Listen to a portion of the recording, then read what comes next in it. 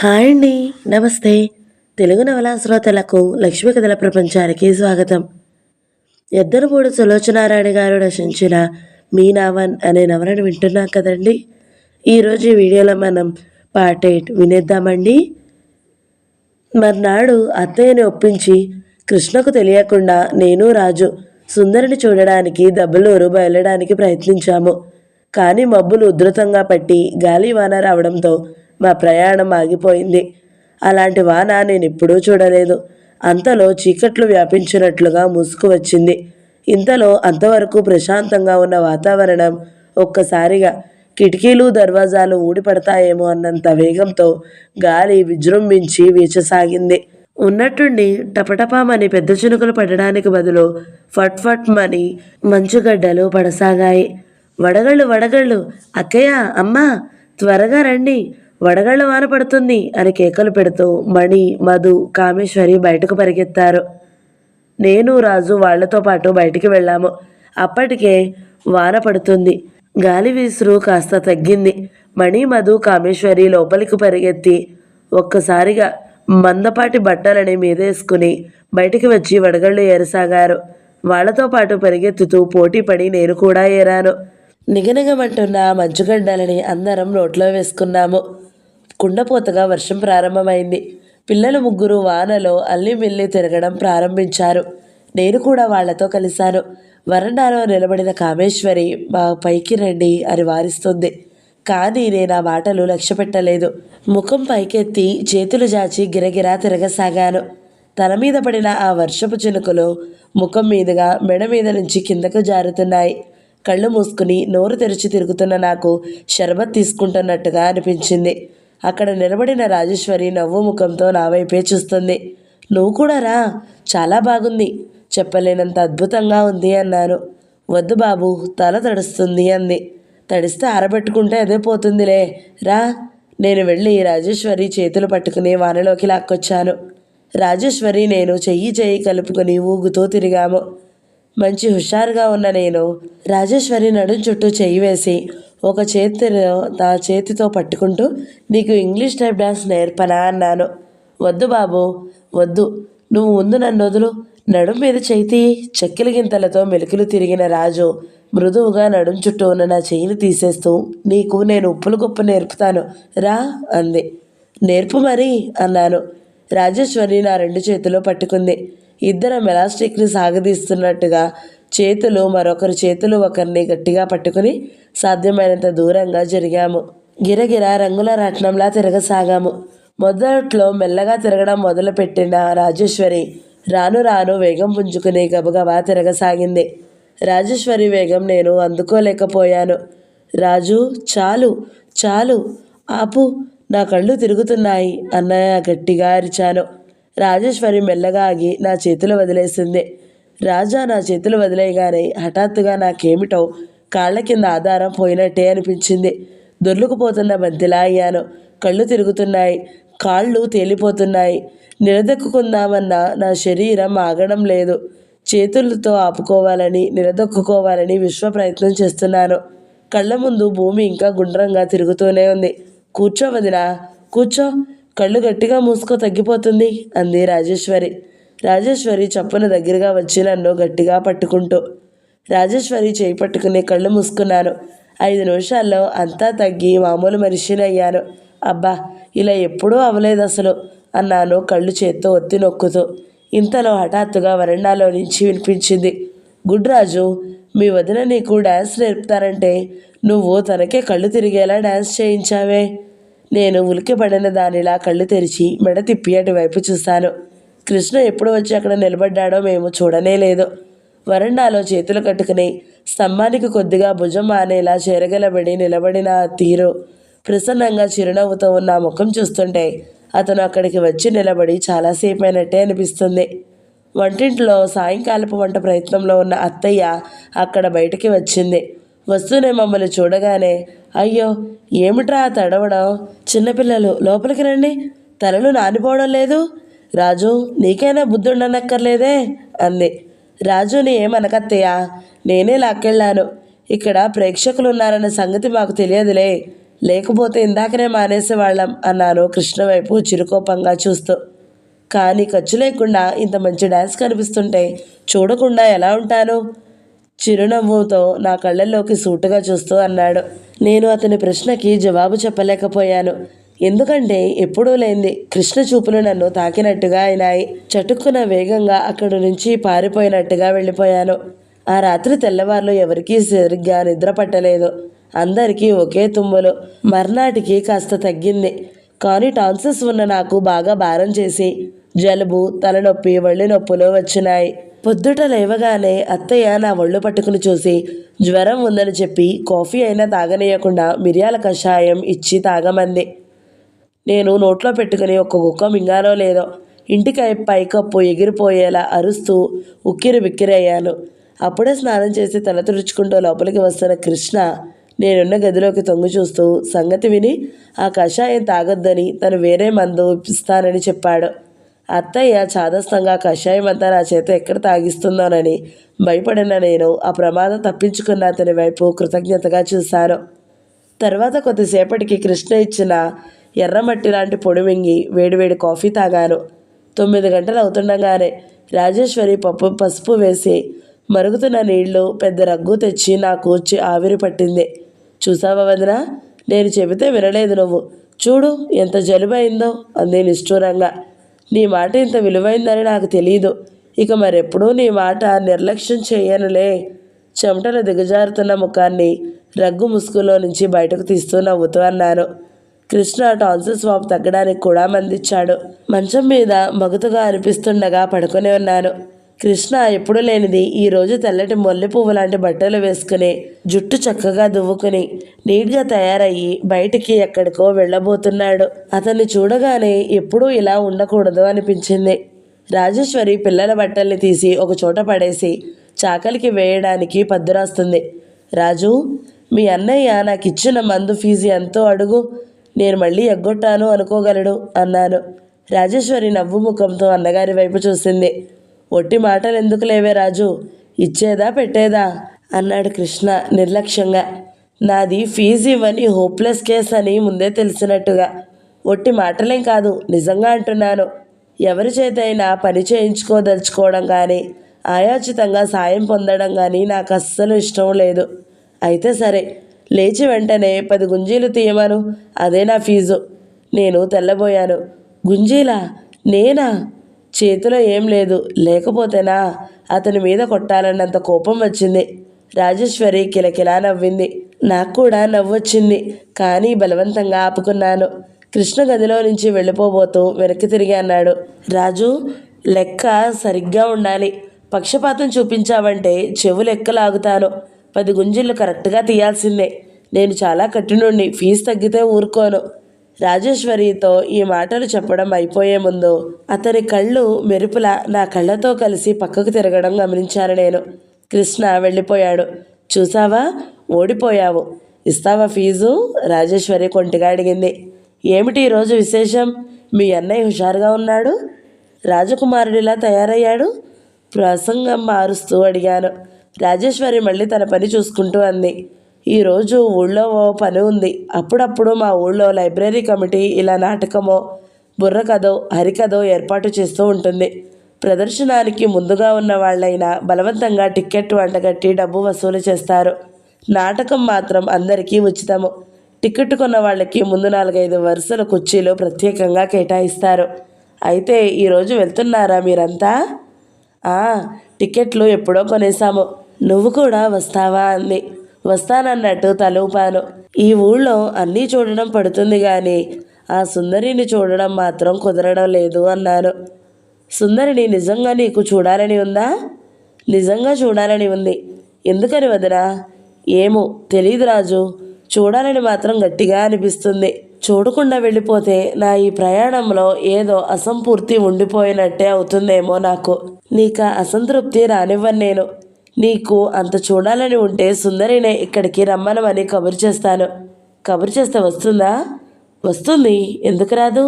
కాబోయే అత్తవారి ఇల్లుగా అప్పుడప్పుడు ఏదో ఒక వంక పెట్టుకుని వచ్చి అన్నయ్యని చూసి వెడుతూనే ఉంటుంది అంది నవ్వుతూ. కృష్ణ బాగా మాట్లాడతాడా అమ్మాయితో? కుతూహలంగా అడిగాను. రాజేశ్వరి తల అడ్డంగా ఊపింది. ఓహో, పెళ్లికి అందే ఎలా మాట్లాడుకుంటారు?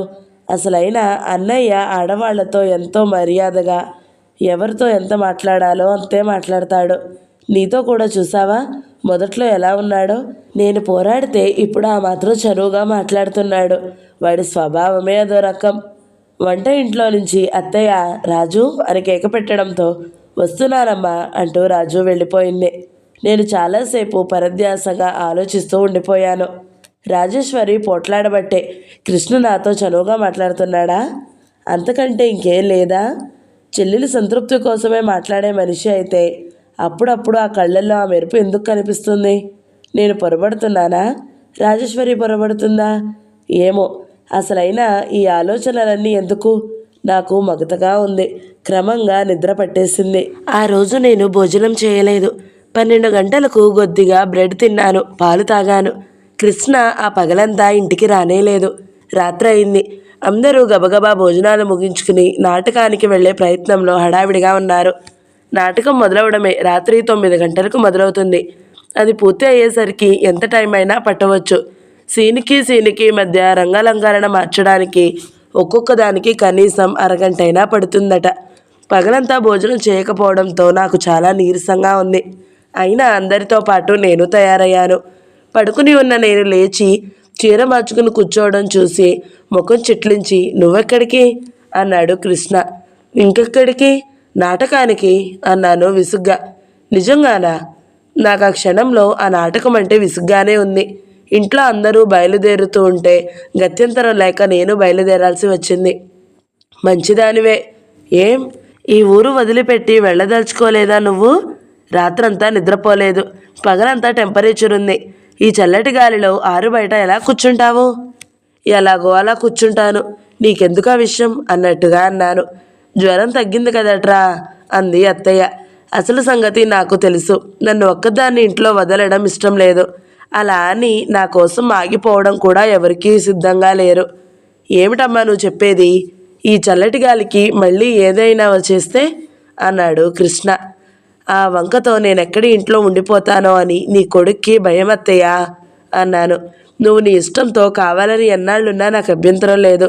కానీ ఏ సుస్తో చేసి ఎందుకు వచ్చానరా భగవంతుడా అనుకుంటూ గత్యంతరం లేక ఉండడం నిజంగా నాకేమాత్రం ఇష్టం లేదు. అమ్మా మీరు బయలుదేరండి, తను రాదు అన్నాడు సీరియస్గా. అన్నయ్య నేను షాల్వా తెస్తాను, కప్పుకుని కూర్చుంటుంది. అంతగా అయితే దిండు కూడా పట్టుకొస్తాను, ఆనుకుని కూర్చుంటుంది అంది రాజేశ్వరి. ఇంకా నయం, ఓ మంచం పరుపు తెస్తాను, వేసుకుని పడుకుంటుంది అన్నావు కాదు. కృష్ణ అన్న తీరుకి పిల్లలంతా నవ్వారు. నాకు కూడా నవ్వొచ్చింది. కానీ పంటి బిగును బట్టి ఆపుకున్నాను. పోన్లే నేనుంటానులే, మీరంతా వెళ్ళిరండి అంది అత్తయ్య. నువ్వెందుకమ్మా ఉండడం? అందులో సత్య హరిశ్చంద్ర నాటకం. నేనుంటానులే అంది రాజేశ్వరి. ఎవరూ ఉండనవసరం లేదు, అందరూ బయలుదేరండి అన్నాడు కృష్ణ. ఒక్కత్తి ఎలా ఉంటుందిరా అంది అత్తయ్య ఇబ్బందిగా నా వైపు చూస్తూ. ఉండలేకపోవడానికి మనలా పల్లెటూరు మనిషి అనుకున్నావా? అక్కడ అత్తయ్య మావయ్య వెళ్ళిన చోటకల్లా ఈవిడ గారిని తీసుకువెళ్తారంటావా? నేను ఇటారుగా కూర్చున్నాను. నాకేం భయం లేదత్తయ్య, మీరు వెళ్ళిరండి అన్నాను కోపంగా, తెగించిన ధైర్యంతో. అక్కడ అలవాటైన ఇల్లు, ఇక్కడ కొత్త. రాత్రిపూట ఒంటరిగా ఒక్కదే ఎలా ఉంటుంది? మళ్ళీ భయపడి ఏదైనా తెచ్చుకుంటే అంది అత్తయ్య. అబ్బా అమ్మా నీ చాదస్తం. నేనుంటాలే, సరేనా? పదండి, మిమ్మల్ని దింపి వస్తాను కృష్ణ విసుగ్గా అన్నాడు. అందరూ సమస్య తీరిపోయినట్టుగా చూశారు. రాజేశ్వరి మొగమాటంగా నన్ను వదిలేనట్టుగా తారట్లాడసాగింది. ఇది గమనించిన నేను, పర్వాలేదు వెళ్ళు, నాకు బాగా నిద్రొస్తుంది అన్నాను. రాజేశ్వరి నిశ్చింతగా వెళ్ళిపోయింది. అందరూ వెళ్ళిపోయిన తర్వాత ఆ ఇంట్లో ఒంటరిగా మిగిలిపోయిన నాకు హఠాత్తుగా, గమ్మత్తుగా, విచిత్రంగా అనిపించసాగింది. పాపం, ఈ ఊళ్ళో మానసికంగా విశ్రాంతి ప్రసాదించే ఎలాంటి వ్యాపకం లేని వీళ్ళకి ఈ నాటకం అంటే ఎంత సరదా ఉండడంలో నాకేమీ ఆశ్చర్యం కనిపించడం లేదు. దూరం నుంచి నాటకం దగ్గర పెట్టిన లౌడ్ స్పీకర్లో నుంచి రకరకాల సినిమా పాటలు వినిపిస్తున్నాయి. మధ్య మధ్యలో మైకు గరగరమని, కీచుమని శబ్దాలు చేస్తుంది. అది వినలేక 2 చెవులు మూసుకున్నాను. కృష్ణ వాళ్ళని దింపి తిరిగి వచ్చేస్తాడు. 4-5 గంటలు మేమిద్దరం ఎవరు లేని ఇంట్లో రాత్రివేళ ఒంటరిగా ఉంటాము. ఈ ఊహ నాకెలాగో ఉంది. హఠాత్తుగా నాకు అనుమానం వచ్చింది. కృష్ణ కావాలని నాతో ఈ ఏకాంతం కల్పించుకోలేదు కదా? అత్తయ్యకి ఒకే వయసు వాళ్ళని ఒంటరిగా వదలకూడదనే అనుమానం కాస్తైనా రాలేదా? అదే మా అమ్మాయితో ఇలా వదిలేదా? ఎన్ని ఆలోచించేది, ఎన్ని ఊహించేది. ఒకవేళ గత్యంతరం లేక తప్పనిసరిగా వెళ్ళాల్సి వస్తే నాకు ఎన్ని జాగ్రత్తలు నేర్పి వెళ్ళేది. ఏం మనుషులు వీళ్ళు! ఆ నాటకం హడావిడిలో అంతా ఏమీ గుర్తున్నట్టే లేదు వీళ్ళకి. అంతవరకు మామూలుగా ఉన్న నేను ఆలోచనలు ఇలా వంకరదోవ పట్టడంతో ఎలాగో ఈ కృష్ణ ఆగమనం కోసం వేచి చూడసాగాను. ఏమంటాడతను? చనువుగన్న చేయి పట్టుకుని నువ్వంటే నాకు ఇష్టం మీనా అంటాడా? చస్తే నమ్మను నేను. నిన్న మొన్నటి వరకు ఇష్టం లేనివాడిలా ఈరోజు ఈ క్షణంలో హఠాత్తుగా ఎలా ఇష్టం వచ్చేస్తుంది? నేను చెయ్యి విదిలించి పారేస్తాను. కటువుగా నిర్లక్ష్యంగా ఏదైనా అనేస్తాను.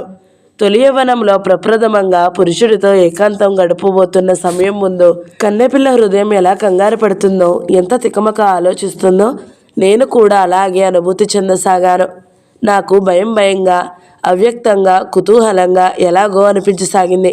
అరగంట అయ్యింది. గంట గడిచింది. 2వ గంటలో సగమైనా తరిగిపోయింది. కృష్ణ తిరిగి రానేలేదు. అసలు వచ్చిన జాడ కూడా కనిపించలేదు.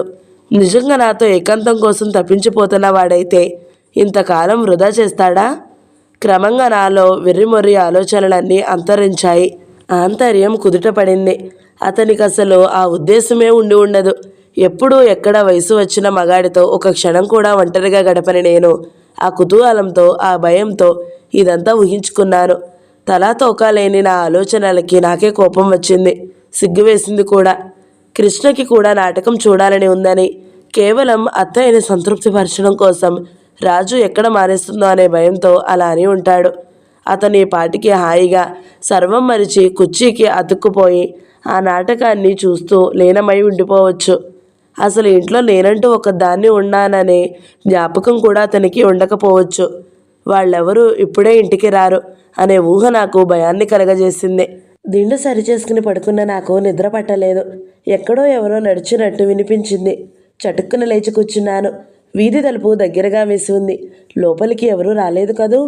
ఏమో, వీధిలో ఏ మూలనైనా నక్కి ఉండి ఇంట్లో నేను తప్ప అంతా వెళ్ళిపోయారని గ్రహించి లోపలికి వస్తే, నా గొంతు పిసికితే, నా నగులు ఇమ్మని బెదిరిస్తే, అసలే కాస్త ఒంటరిగా ఉన్నానంటే నా ఆలోచనలు వంకర టింకరగా పెరిగెడతాయి. అంతలో ఒంట్లో బాగోకపోతే మరీను. చీకటి పడితే నాకు చచ్చేంత భయం. చూసిన ప్రతి దానికి చెవులు, ముక్కు ఉన్నట్టే కనిపిస్తాయి. మంచం మీద కూర్చున్న నాకు లేచి వెళ్ళి వీధి తలుపు గడియ వేసి రావాలని ఎంతగానో అనిపిస్తుంది. కానీ కాళ్ళు కదలడం లేదు. ఇంతలో ఎక్కడో ఏదో దబేలుమని పడిన శబ్దం అయింది. మంచం మీద అంతెత్తున ఎగిరిపడ్డట్టుగా ఉలిక్కిపడ్డాను. శరీరంలో అణువణువు బిగబట్టి ప్రాణం శక్తినంతా 2 చెవుల్లో కేంద్రీకరించాను. మళ్ళీ ఏదైనా శబ్దం అవుతుందేమోనని చూడసాగాను. ఏదీ వినిపించలేదు.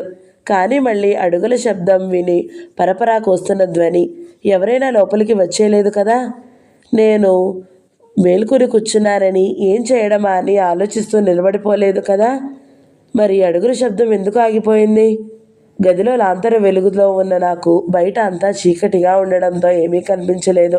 చివరికి ఎలాగో నాకు నేను ధైర్యం చెప్పుకొని చిన్నప్పుడు మా నాన్న చెప్పిన రాజకుమారుల సాహస దృశ్యాలన్నిటినీ గుర్తు చేసుకుంటూ లాంతరు తీసుకుని ఎత్తి పట్టుకుని చూస్తూ బయట హాల్లోకి వచ్చాను. లాంతరు పట్టుకున్న నా చెయ్యి చలి జ్వరం వచ్చిన వాళ్ళ చెయ్యిలా గడగడా వణుకుతూ ఉండడం స్పష్టంగా నాకే కనిపిస్తుంది. నా అనుమానం నిజమే. నేను వృధాగా భయపడలేదు. ముందు గదిలో కిటికీకి కుడివ పక్కన మూలగా ఉదయం రాజేశ్వరి నాకు కప్పి ఆవిరి పట్టిన నల్లటి దుప్పటి కప్పుకొని ఎవరో నిలబడి ఉన్నారు. శరీరం అంతా రగ్గుతో దాచబడి ఉంది. ఎర్రగా వికృతంగా ఉన్న 2 కళ్ళు మాత్రం నా వైపే క్రూరంగా చూస్తున్నాయి. ఎవరది? వణుకుతున్న కంఠంతో పిలవబోయాను. కానీ నా నోట్లో నుంచి మాట సరిగా రాలేదు. నేను కదిలితే నా మీదకి ఉరకాలన్నంత జాగ్రత్తగా ఆ కళ్ళు ఉన్నాయి. నా వైపే రెప్పవాల్చకుండా చూస్తున్నాయి. నాకు నోటు మాట రాలేదు. చెమటలు పోస్తున్నాయి. నేనిక్కడ అరిచినా, చచ్చి గీపెట్టినా నన్ను ఆదుకునే నాదుడెవరూ లేరు. ఊరంతా ఆ నాటకం దగ్గరే ఉండన్న సత్యం నన్ను చింతాక్రాంతుల్ని చేసింది. నా శరీరం కంపించిపోయేలా చేసింది. నేను స్పృహ తప్పి పడిపోతానేమో అనుకున్నాను. ఉన్నట్టుండి తలుపులు తెరుచుకున్నాయి. అప్రయత్నంగా తల తిప్పి అటు చూశాను. లోపలికి వచ్చిన కృష్ణ హఠాత్తుగా ఆగిపోయాడు.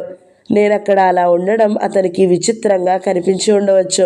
మీనా అన్నాడు అర్థం కానట్టు చూస్తూ. నేనేమన్నానో నాకే తెలియలేదు.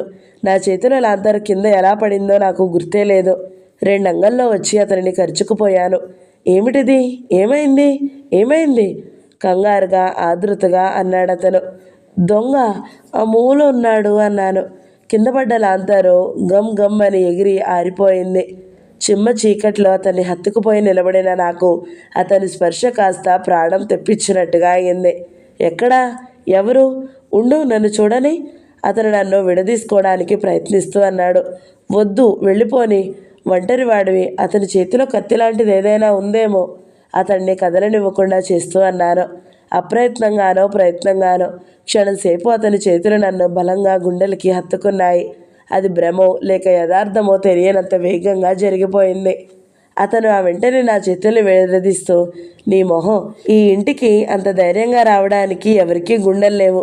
ఉండు, లాంతర్ ఆరిపోయింది, వెలిగించని నన్ను అన్నాడు. నాకు భయంగా ఉంది. అతని చేయి గట్టిగా పట్టుకుంటూ అన్నాను. నేనుండగానే అతని స్వరం ఎలాగో అయ్యింది. నేను అతని చేతిని వదలలేదు. అతను కూడా ఈసారి వదిలించుకోవాలని చూడలేదు. జేబులో నుంచి అగ్గిపెట్టె తీసి పుల్ల వెలిగించి లాంతరు దగ్గరికి వెళ్ళి లాంతరు వెలిగించి వత్తి సరిచేశాడు. ఏది, ఎక్కడ? ఇప్పుడు చూపించు అన్నాడు. అదుగో ఆ మూల రహస్యంగా చెప్పి చేత్తో చూపించాను. లాంతర్ పట్టుకున్న అతని చేయి కొద్దిగా కంపించడం నేను గమనించకపోలేదు. కృష్ణ నేను చూపించిన వైపు వెళ్ళి రగ్గు చూపిస్తూ ఇక్కడా అన్నాడు. అవును అన్నట్టు తలూపాను. ఈసారి ఆ కళ్ళు లేవు. మనిషి మాత్రం ఒరిగి నిలబడి స్పష్టంగా కనిపిస్తూనే ఉన్నాడు. కృష్ణ దాని దగ్గరికి వెళ్ళి ఉన్నట్టుండి బిగ్గరగా నవ్వాడు. ఇదా? ఈ రగ్గా? ఈ రగ్గుకేనా? ఇదేమిటో చూడు. చేత్తో రగ్గులాగి దాని కిందకి తోశాడు. చిరిగి దూది బయటకు వస్తున్న పరుపు చుట్టి నిలువుగా ఎత్తి నిలబడి ఉంది. దాని మీద పాత బట్టల మూట ఒకటి పెట్టారు. నవ్వుతూనే చెప్పాడు, ఇది ఇన్నాళ్ళు పాకలో ఉండేది. మొన్న వానకి తడిసిపోయిందని అమ్మ కేకలేస్తే వీరాయి తెచ్చి మూల పెట్టాడు. అసహ్యంగా ఉందని రాజు ఆ నల్లరగ్గు కప్పింది. భలే దానివి, హడలు కొట్టావు నన్ను. నేను కళ్ళు పెద్దవి చేసి ఆ పరుపు వైపు చూశాను. అయితే ఇంత క్రితం నాకు కనిపించిన కళ్ళ మాట ఏమిటి? ఇంతలో మ్యావ్ మ్యావ్ అని వినిపించింది. ఇద్దరం అటు తిరిగి చూశాము. కుర్చీ కింద నుంచి నల్లపిల్లి ఇటువైపే చూస్తూ వస్తుంది. అవి దాని కళ్ళు. దీన్ని చూసి కూడా భయపడ్డావా? ఇంకా నవ్వుతూనే అన్నాడు కృష్ణ. నాకు కోపం వచ్చింది, అభిమానం వేసింది, సిగ్గు కలిగింది. ఇప్పుడు నన్ను వెక్కిరిస్తున్నావు. ఇంతక్రితం లాంతర్ పట్టుకున్నప్పుడు నీ చేయి కంపించడం నేను చూడకపోలేదు అన్నాను. అది భయపడి కాదు, మరేమిటి? నవ్వుతున్న కృష్ణ ముఖం హఠాత్తుగా గంభీరమైంది. నేను వచ్చాగా, ఇక భయం లేదు. పద, వెళ్ళి పడుకో, లాంతరు తీసేస్తూ అన్నాడు. ఇద్దరం గదిలోకి వచ్చాము. నేను మంచం మీద కూర్చున్నాను. కృష్ణ లాంతరు వేదిక మీద పెట్టాడు. మళ్ళీ అడుగుల శబ్దం వినిపించింది. నేను కూర్చున్న దాన్ని లేచి నిలబడుతూ, అదుగో పాదాల చప్పుడు. కృష్ణ క్షణం సేపు తదేకంగా విన్నాడు. ఆవో గేదో విప్పుకుంది. కృష్ణ చటుక్కున లాంతర్ తీసుకుని వెళ్ళిపోయాడు. చీకట్లో ఒంటరిగా నిలబడిన నాకు ఈసారి భయం అనిపించలేదు. కృష్ణ ఏమనుకుంటాడు? ఏమిటలా చేశాను నేను? నాకు గుర్తొస్తే ఏదోలాగా ఉంది. అతనికి ఏమీ అనిపించడం లేదా? చిచ్చి, జన్మలో ప్రాణం పోయే ప్రమాదం వచ్చినా ఇంకెప్పుడూ భయపడను. 10 నిమిషాల్లో కృష్ణ తిరిగి వచ్చాడు. అతని ముఖం చాలా సీరియస్గా ఉంది. క్షణం క్రితం నా భయం చూసి విరగబడి నవ్విన మనిషి ఈ మనిషేనా అనిపించింది నాకు. గదిలోకి తిరిగి వచ్చిన అతను నా వైపు చూడలేదు. లాంతరు టేబుల్ మీద పెట్టి పేపర్ ఒకటి తీసుకుని పడకుర్చీలో కూర్చుని చూడసాగాడు. నేను అతని వైపే చూడసాగాను. ఆ క్షణంలో ఆ లాంతర్ వెలుగులో ఆ ముఖం ఎందుకో నాకు ఈ ప్రపంచంలో ఇంకేదీ సాటరానంత ఆకర్షణీయంగా కనిపించింది. కొద్దిసేపైన తర్వాత పేపర్ పేజీలు తిప్పుతూ మడత పెడుతున్న అతను నా వైపు తిరిగి చూశాడు. నేను అతని వైపు నుంచి చూపులు తిప్పుకునే అవకాశమే దొరకలేదు. నిద్ర రావడం లేదా అన్నాడు. రావడం లేదన్నట్టు తలూపాను. అతడు పేపర్లో చదవాల్సిందేమీ లేనట్టుగా విసురుగా టేబుల్ మీద పడేసి లేచి వచ్చి కిటికీ దగ్గరగా నిలబడి జేబులు తడుముకుని సిగరెట్ వెలిగించుకున్నాడు. నువ్వు సిగరెట్లు కాలుస్తావా అన్నాను నమ్మలేనంత ఆశ్చర్యంగా చూస్తూ. అప్పుడప్పుడు. ఏం లేదు, నేను ఇంతవరకు ఎప్పుడూ చూడలేదు. చాలా తక్కువగా కాలుస్తాను. ఏ అలవాటైనా మనం దానికి అలవాటు కాకుండా మనం దాన్ని అదుపులో ఉంచుకోగలిగితే పర్వాలేదు అనే నమ్మకాన్ని నమ్ముతాను నేను సమాధానం చెప్పలేదు. చాలా రోజుల తర్వాత గోళ్లు కొరకాల్సిన అవసరం వచ్చింది నాకు. ఈ మధ్య దాదాపు ఈ అలవాటే మర్చిపోయాను. నాకింకా ఎలాగో ఉంది. అతని వైపు సూటిగా చూడలేకపోయాను. రాజు పెళ్లి విషయంలో నీకేమైనా చెప్పిందా? ఉన్నట్టుండి అడిగాడు అతను. అంటే? అదే పిల్లవాడి గురించి. అతను ఎలా ఉన్నాడో. నన్ను అడుగుతావేం? నీ చెల్లిని నువ్వు అడగలేదా? అడిగాను, కానీ కృష్ణ అలా మామూలుగా మాట్లాడి వేరే ప్రసంగంలోకి దింపడంతో నాలో సిగ్గు సంకోచం మెల్లగా వదిలిపోయాయి. దాని ఇష్టాలకి విలువ ఉందా అన్నాను. ఎందుకు లేదు? ఉన్నట్టయితే ఆ సంబంధం మానేసేయి. కృష్ణ హతాశుడైనట్టు నా వైపు చూశాడు. రాజును నువ్వు స్వయంగా అడిగావు, కానీ నీకు సమాధానం చెప్పింది. అయినా నీకు నమ్మకం లేదు, అందుకే నన్ను అడుగుతున్నావు, అవునా? అవునన్నట్టు తల ఊపాడు. అంటే అది చెప్పిన అభిప్రాయం మీద నీకేం నమ్మకం లేదన్నమాట. అంత స్పష్టంగా తెలిసి కూడా మళ్ళీ నన్ను అడుగుతావెందుకు? కృష్ణ సమాధానం చెప్పలేనట్టు చూసి ఇంకో సిగరెట్ తీసి వెలిగించుకున్నాడు. ముందు మరి చెప్పు, నువ్వు సుందరిని మనస్ఫూర్తిగానే చేసుకుంటున్నావా? అగ్గిపుల్ల బయట పారైపోతున్న అతను అప్రయత్నంగా ఆగిపోయి నిటారుగా అయ్యాడు. నిజం చెప్పు, రెట్టిస్తున్నట్టుగా అడిగాను. అదేం ప్రశ్న? అడగవలసిన ప్రశ్నే. నీకు మనసు కలిగింది ఆ అమ్మాయి మీదనా, లేక ఆ అమ్మాయి ఆస్తి మీదనా? ఎందుకైతే భర్తగా నా విధులన్నీ నేను నిర్వర్తించగలిగినప్పుడు ఆ ప్రశ్నే రాదు. అగ్గిపిల్ల విసురుగా అవతల పారేస్తూ అన్నాడు. భర్తగా విధులంటే భార్యకి కావలసినవన్నీ ఇవ్వడం. కావలసినవన్నీ అంటే? కృష్ణ నా వంక నిదానంగా చూసి కోపం వస్తున్న వాడిలా ముఖం తిప్పుకున్నాడు. ఆ కావలసినవన్నీ ఇవ్వడంలో మనసు అనేది ప్రధానమని, అది ప్రప్రథమంగా లెక్కలోకి వస్తుందని నీకు తెలుసా? కృష్ణ చర్రుమన్నట్టుగా ఇటువైపు తిరిగాడు. తెలుసు. అంతేకాదు, 199 మంది ఆడవాళ్ళు భర్త అంటే పిల్లలు, నగలు, పేరు ప్రతిష్టలు, డబ్బు ఇచ్చేవాళ్ళు అని మాత్రమే అనుకునే ఈడియట్స్ అవి కూడా నాకు తెలుసు. 100కో 1,00,00,000కో, ఏ చాదస్తులకో, ఏ మూర్ఖులకు తప్ప ఈ రోజుల్లో ఈ మనసు, దానితో ఎవరికీ పని లేదని కూడా నాకు తెలుసు. నేను అడిగేది రాజేశ్వరి విషయం, నా విషయం కాదు. అనుకోకుండా అతడు చూపించిన ఈ ఆవేశానికి నేను క్షణం సేపు నిరత్తురాలినయ్యాను. కానీ అతని కోపానికి ఏమాత్రం జంకని దానిలా నేను కూడా తీవ్రంగా అడిగాను. నీ విషయానికి రాజేశ్వరికి చాలా సంబంధం ఉన్నదన్న సంగతి నువ్వు మర్చిపోకు. నీ కోసం కాకపోతే అది చస్తే ఒప్పుకునేది కాదు ఈ పెళ్ళికి. నేను ఈ ఊరు వచ్చిన కొత్తలో అన్నా చెల్లెలుగా మీ ఇద్దరి బంధం చూసి ముచ్చటపడ్డాను. నీలాంటి అన్నయ్యను పొందిన రాజేశ్వరి అదృష్టానికి ఈర్ష్యపడ్డాను కూడా. కానీ ఇప్పుడు అనిపిస్తుంది, నువ్వు వాళ్ళ మీద చూపే అభిమానం అంతా నటన, లోకుల్ని మభ్యపెట్టడానికి చేసే పైపైన ఆడే నాటకం. నీలాంటి స్వార్థపరుడు అన్నయ్యగా ఉండే కంటే అసలు లేకపోవడం ఉత్తమం. డబ్బు కోసం నిన్ను నువ్వే అమ్ముకోగలిగిన వాడవు. నువ్వు ఇంకేదైనా చేయగలవు. నేను ఆశించింది లభించింది. కృష్ణ ముఖంలో గబగబా రంగులు మారాయి. మీనా అన్నాడు వారిస్తున్నట్టుగా. లేకపోతే ఏమిటిది? ఎంత ఆర్థిక పరిస్థితుల్లో ఒత్తిడి అయితే మాత్రం మనసుకి నచ్చని అమ్మాయిని చేసుకుంటావా? ఆ అమ్మాయికి తెలియదా? దురదృష్టవశాత్తు ముందు ముందు ఎప్పుడైనా ఆ అమ్మాయి గ్రహింపు శక్తి వస్తే, నువ్వు పెళ్ళాడింది తనని కాదని తన ఆస్తినేనే తెలిస్తే, ఎంత మూర్ఖురాలైనా, ఎంత ఈడియట్ అయినా ఆడపిల్లే. దెబ్బతిన్న తాజే అవుతుంది. అప్పుడు మీ ఇద్దరి జీవితాలు ఏమవుతాయి? కృష్ణ హఠాత్తుగా నవ్వాడు. చాలా అందమైన నవ్వు అది. ఈ విషయాలన్నీ ఎవరు చెప్పారు నీకు? రాజేనా? దానికి ఈ మధ్య బాగా ఎక్కువైపోతుంది. ఆమె చెప్పలేదు, నేనే గ్రహించాను. నీకు పుణ్యం ఉంటుంది, దాన్నేమీ అనకు. దాన్ని ఏమీ అనను. నిన్నే రేపు బండెక్కిస్తాను. దగ్గరగా వస్తూ అన్నాడు. నీ తరం కాదు, రెచ్చగొడుతున్నట్టుగా చూస్తూ అన్నాను. కానీ నా చూపులు కృష్ణ మీద పనిచేయలేదు. జేబులో నుంచి ఏదో కాగితం తీసి నాకు అందించాడు. ఏమిటది? టెలిగ్రామ్. మావయ్య ఇచ్చారు. అది చూడకముందే అందులో ఏముందో తెలిసిపోయింది. అయినా యాంత్రికంగా చదివాను. శుక్రవారం బయలుదేరు, శనివారం అమ్మ వస్తుంది అని ఉంది. నాలో శక్తి అంతా ఎవరో ఊడ్చేసినట్టే అయిపోయింది. ఎప్పుడు వచ్చింది ఇది? నీరసంగా అడిగాను. మధ్యాహ్నం. నాకు చెప్పలేదేం? నువ్వు బయలుదేరుతావని భయపడకు. ఈరోజు గురువారమేగా, శుక్రవారం వస్తుంది అని రాశాను. మామయ్యకి టెలిగ్రామ్ ఇచ్చానులే. నేను తలెత్తి చూశాను. నాకెదురుగా నిల్చుని ఉన్న కృష్ణ తదేకంగా నా వైపే చూస్తున్నాడు. క్షణంసేపు మా ఇద్దరి చూపులో కలుసుకున్నాయి. నేనేం మాట్లాడలేదు. అతను ఏమీ చెప్పలేదు. నేను మెల్లగా చూపులు విడదీసుకున్నాను. అతను మౌనంగా వెళ్ళి పడకుర్చీలో కూర్చున్నాడు. ఆ తరువాత మా ఇద్దరి మధ్య అంతగా ఏం మాట్లాడలు జరగలేదు. ఆ రాత్రి నాకు నిద్ర పట్టలేదు. హఠాత్తుగా నా కలేదో కరిగిపోయినట్టుగా అనిపించసాగింది. మర్నాడు నేను లేచేసరికి కృష్ణ అప్పటికే స్నానం చేసి ఎక్కడికో వెళ్ళిపోయాడు. ఇంట్లో వాళ్ళకి, ఇరుగు పొరుగు వాళ్ళకి అందరికీ ఆ మధ్యాహ్నం నేను వెళ్ళిపోతున్నట్టుగా తెలిసిపోయింది. టైం రెక్కల గుర్రంలా పరిగెడుతుంది.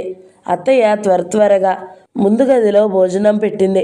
12 గంటలు అవుతుండగా కృష్ణ వచ్చాడు. నేను వెళ్ళిపోతున్నానని తెలిసి మంగమ్మ గారు వచ్చింది. మా నాన్నకి చెప్పమని ఏవేవో కబుర్లు చెప్తుంది. నేను చెవితో విని ఆ చెవితో వదిలేస్తున్నాను. 12 గంటలు దాటింది. నా పెట్టెలో బట్టలన్నీ నేను ఏ ఒక్కటి సర్దుకోకపోయినా రాజేశ్వరి సర్దింది. నేను ముఖం కాళ్ళు చేతులు కడుక్కొని వచ్చి జడ వేసుకుని తయారయ్యాను. అత్తయ్య ముక్కాలు పీట వేసి నన్ను కూర్చోమంది. మణి పసుపు తెచ్చి నా పాదాలకు పూసింది. రాజు పళ్ళెంలో ఒక చీర, జాకెట్ గుడ్డ, పువ్వులు తెచ్చి చుట్టిపెట్టి నా చేతికి అందించింది. ఇదేమిటి అన్నాను. తీసుకో, ఏదో మా శక్తి కొద్దీ అంది అత్తయ్య. తీసుకో అమ్మా, ఇంటికొచ్చిన ఆడపిల్లవి అంది మంగమ్మ గారు. చేత్తో పళ్ళెం అందుకున్నారు. అందులో తెల్ల చీర, జాకెట్ గుడ్డ ఉన్నాయి. ఇది ఎవరి సెలక్షన్ అన్నాను అనుమానంగా చూస్తూ. ఇంకెవరిది? అన్నయ్యదే. కట్టుకోవదినా, నీ చీరల్లో ఇది వెలిసిపోయిన దానిలాగానే ఉంటుందనుకో. నేను చప్పున రాజేశ్వరి నోరు మూసేశాను. చీర కట్టుకుని వచ్చాను. తెల్లటి జరీ చీర, మెత్తగా పాము కుముసంలా ఉంది. ఖరీదు అట్టే కాకపోయినా అంచులు అందంగా ఉన్నాయి. కొత్త బట్టలు కట్టుకున్నప్పుడు ప్రతిసారి అమ్మకి నాన్నకి నమస్కరించి ఆశీర్వాదం అందుకోవడం నాకు అలవాటు. అందుకే ఎవరూ చెప్పకపోయినా అత్తయ్యకి నమస్కరించాను. ఆవిడతో పాటు పక్కనున్న మంగమ్మ గారికి కూడా దండం పెట్టాను. ఆవిడ ఉబ్బి తబ్బిపైపోతూ పప్పన్నానికి పిలు మర్చిపోకు అంది. రాజేశ్వరి నేను ముఖాలు చూసుకుని నవ్వుకున్నాము. పప్పన్నం అంటే ఏమిటో ఇప్పుడు నాకు తెలుసు. మీ బావికి కూడా పెట్టమ్మా అంది మంగమ్మ గారు. ఎందుకండి మీ చాదస్తం అంది అత్తయ్య. ఎవరో వస్తే కృష్ణ బయట వసారాలో వాళ్ళతో మాట్లాడుతున్నాడు. అతనితో నాకు ఎలాగో పని ఉంది. నాన్నగారు ఇచ్చారని చెప్పి వాచి కొనుక్కోవడానికి డబ్బులు ఇవ్వనే లేదు. నేను గదిలోకి వెళుతూ మణి, మీ అన్నయ్యను ఒకసారి పిలు అన్నాను. లోపలికి వచ్చి పెట్టి తెరిచి డబ్బు తీసి చేత్తో పట్టుకున్నాను. కృష్ణ లోపలికి వచ్చాడు. క్షణంసేపు ఇద్దరం ఒకరిని ఒకరు చూస్తూ నిలబడిపోయాము. అతని చూపులు మెరుపులా కొత్త చీరలో ఉన్న నన్ను నఖశిఖ పర్యంతం పరీక్షించడం నేను చూడకపోలేదు. అతని కళ్ళల్లో సంతృప్తి కనిపించింది నాకు. చీర బాగుంది నీకు అన్నాడు. నేను బాగాలేదని అనలేదే అన్నాను. థ్యాంక్స్. అతను వచ్చిన పని అయిపోయినట్టుగా వెనక్కి తిరిగి వెళ్ళిపోబోయాడు. ఆగు అన్నాను. ఆగి నా వైపు తిరుగుతూ ఏమిటి అన్నాడు. వెళ్ళిపోతున్నానుగా. తెల్లంచు జరీ చీర పెట్టావు. రాజారాణి అవమని దీవించు మరి. కృష్ణ నవ్వాడు. నేను దీవించినా దీవించకపోయినా నువ్వు మహారాణివే. అతని చిరునవ్వు, ఆ మాటల్లో సరళత్వం, ఆ చనువు, అందులో నిర్మలత్వం అన్నీ కలిసి నన్ను అతనికి దగ్గరగా వెళ్ళమని పురుగొలుపుతూ నా మనసుకి తాడు వేసి లాగుతున్నాయి. రాత్రి చీకట్లో భయంతో నేను అతన్ని హత్తుకుపోయినప్పుడు అతని చేతులు నన్ను బలంగా గుండెలకి అదుముకున్నాయి. అది నిజమా లేక నా భ్రమ అనుకున్నాను. ఒకసారి అతను నన్ను తాకితే నాకు తెలిసిపోతుంది. నాకు మాటిమాటికి ఆ సంఘటనే గుర్తుకు వస్తుంది. అతనికి చేరువుగా వెళ్ళాలని, ఒకసారి అతన్ని తాకాలని మరీ అనిపిస్తుంది. దాని కృష్ణ నా గుండెల్లో ఈ కలవరం గుర్తించాడో ఏమో. ఆ అవకాశం మాత్రం ఇవ్వలేదు. నేను దగ్గరగా వెళ్ళి దండం పెట్టబోతే వద్దు, అదేం పని అంటూ దూరంగా వెళ్ళిపోబోయాడు. ఒక మాట అడుగుతాను, నిజం చెప్పు అన్నాను. నువ్వేది అడిగినా నేను నిజం చెప్తాను. నా గురించి అంతా తెలుసునని నువ్వు చెప్పావు. ఈ చీర కట్టుకునే అర్హత నిజంగా నాకు ఉంటుందంటావా? క్షణంసేపు అతను మాట్లాడలేదు. అతని ముఖంలో ప్రసన్నత మాయమైపోయినట్టు తరువాత మృదు గంభీరంగా అన్నాడు.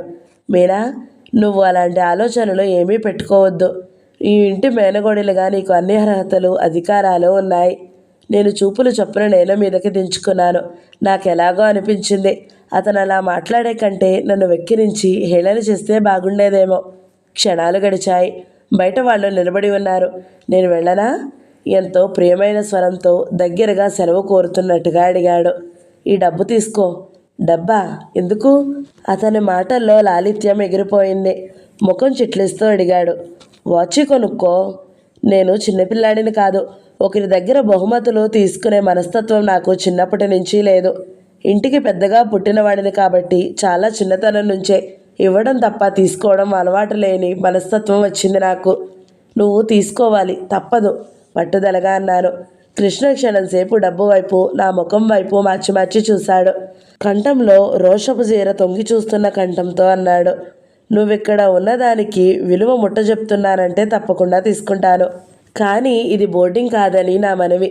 నేను చటుక్కున చేయి వెనక్కు లాక్కున్నాను. చివ్వున తలెత్తి చూశాను. కృష్ణ నా వైపే రెప్పవాల్చకుండా చూస్తున్నాడు. అతని కళ్ళల్లో గాయపడిన అభిమానం స్పష్టంగా కనిపిస్తుంది. ఇక్కడ నీకు బాధ కలిగించే సంఘటనలు ఏమైనా ఉంటే ఇక్కడే మర్చిపోయి మమ్మల్ని గురించిన మంచి జ్ఞాపకాలు మాత్రమే నీ వెంట తీసుకువెళ్ళు. ఇది నా అభ్యర్థన. నేను జవాబు చెప్పలేకపోయాను. వస్తానేను, బయట వాళ్ళు కూర్చున్నారు, వాళ్ళని పంపేస్తేనే కానీ నేను నీతో మాట్లాడడానికి వీల్లేదు అనేసి సమాధానం కోసం చూడకుండా వెళ్ళిపోయాడు. బొమ్మలా నిలబడిపోయాను. నేను మూర్ఖుడు, మితభాషి, పల్లెటూరివాడు అనుకున్న కృష్ణేనా ఇతను? అతనిలో ఇంత సున్నితంగా మాట్లాడగల నేర్పుందా? వదినా, ఏం చేస్తున్నావు? రాజేశ్వరి పూలదండ చేత్తో పట్టుకుని లోపలికి వచ్చింది. కనకంబరాలు, మరువం, దవనం కలిపి కట్టిన పెద్ద మాల మడిచి నా జడలో పెడుతూ, వదినా, మేం గుర్తుంటామా నీకు అంది. నేను చప్పున చేయి పోనిచ్చి రాజేశ్వరి మెడ చుట్టూ చేయి వేసి ముందుకు లాగి బుగ్గ మీద గట్టిగా ముద్దు పెట్టుకున్నాను. పొద్దుటి నుంచి చూస్తూనే ఉన్నాను. దాని ముఖం వాడిపోయి ఎలాగో ఉంది. నిన్ను మర్చిపోగలనా రాజు అన్నాను. కొద్ది రోజుల వరకు నాకేం తోచదు. నేను పెద్ద పెద్ద ఉత్తరాలు రాస్తానుగా. నిజంగానా? తప్పకుండా, నీ మీద ఒట్టు. దాని తల మీద చెయ్యి పెట్టాను. ఇద్దరం బయటికి వచ్చాము. నాన్నని అడిగానని చెప్పమ్మా అంది అత్తయ్య. తప్పకుండా అన్నాను. వదినా, మళ్ళీ ఎప్పుడు వస్తావు? పిల్లలు చుట్టూ చేరారు. మీ అన్నయ్య పెళ్ళికి. అన్నయ్య కంటే ముందే అక్కయ్య పెళ్ళవుతుంది అంది మణి. మా అత్తవారి తరపున మాకు ఎకరం పొలం రావాలే పిల్ల.